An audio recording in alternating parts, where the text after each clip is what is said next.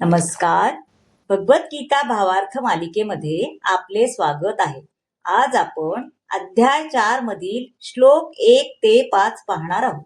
सएवायं मया तेद्य योग प्रोक्त पुरातना भक्तोऽसि मे सखा चेती रहस्यं हे तदुत्तम.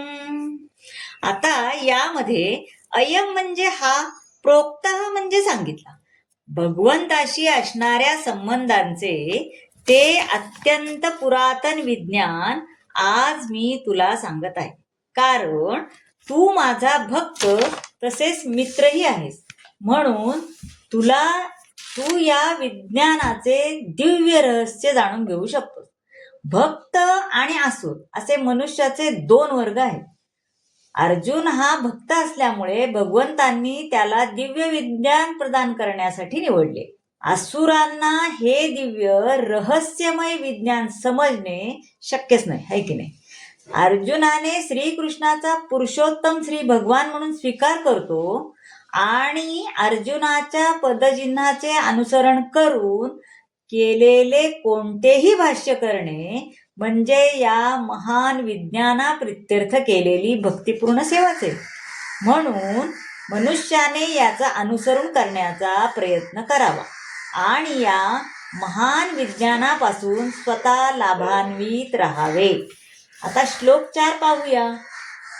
अपरं भवतो जन्म परम जन्म विवस्वता कथमे द्विजानियान् त्वमादौ प्रोक्तवानिति. आता अर्जुन म्हणाला, सूर्यदेव विवस्वान हा जन्माने तुमच्यापेक्षा ज्येष्ठ आहे, म्हणून प्रारंभी तुम्ही या विज्ञानाचा मी त्याला सांगितले, हे मी कसे जाणावे. प्रोक्तवानिति. आता अर्जुन म्हणाला, सूर्यदेव विवस्वान हा जन्माने तुमच्यापेक्षा ज्येष्ठ आहे, म्हणून प्रारंभी तुम्ही या विज्ञानाचा मी त्याला सांगितला, हे मी कसे जाणावे. है ना, तुम्ही त्याला प्रथम सांगितलं, हे मी कसं जाणावं. लोक आता काही पण सांगितलं तर विश्वास कसा ठेवावा. आता पहा, अर्जुन हा भगवंताचा दृढ भक्त आहे, तर मग त्याचा भगवंताच्या स्वभाव शब्दांवर विश्वास कसा बसला शकला नाहीये. कारण पण तसे झाले नाही बर का. विश्वास बसू शकत नाही असे नाही, तसं नाही झालं.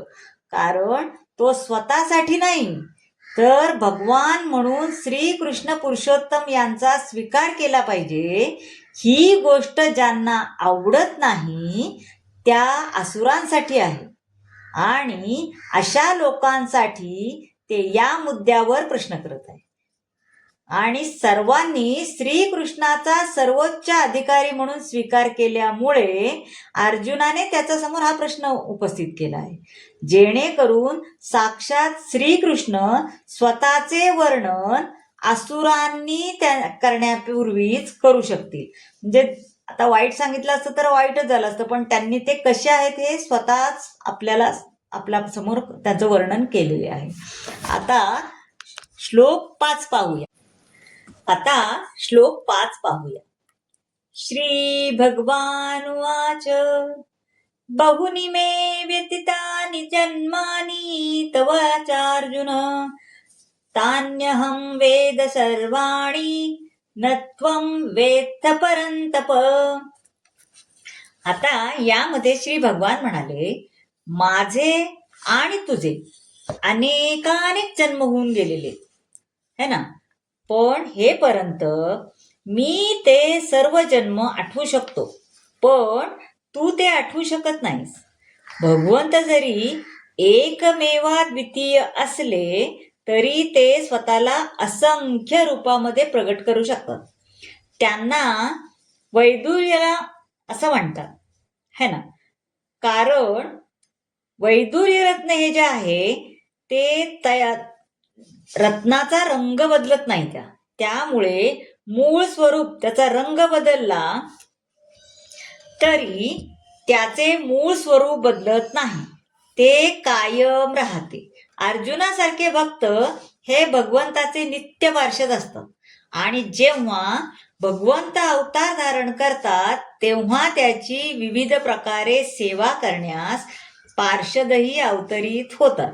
आणि या श्लोकात असे दिसते की जेव्हा विवस्वानाला भगवद्गीता सांगितली तेव्हा अर्जुन तिथे निराळ्या रूपामध्ये उपस्थित होता. त्याने किती छान सांगितले. तर मंडळी, कसा वाटला आजचा भाग नक्की सांगा. काही चुकत असल्यास कमेंट करा, लाईक करा, शेअर करा, चॅनलला सबस्क्राईब करा. धन्यवाद.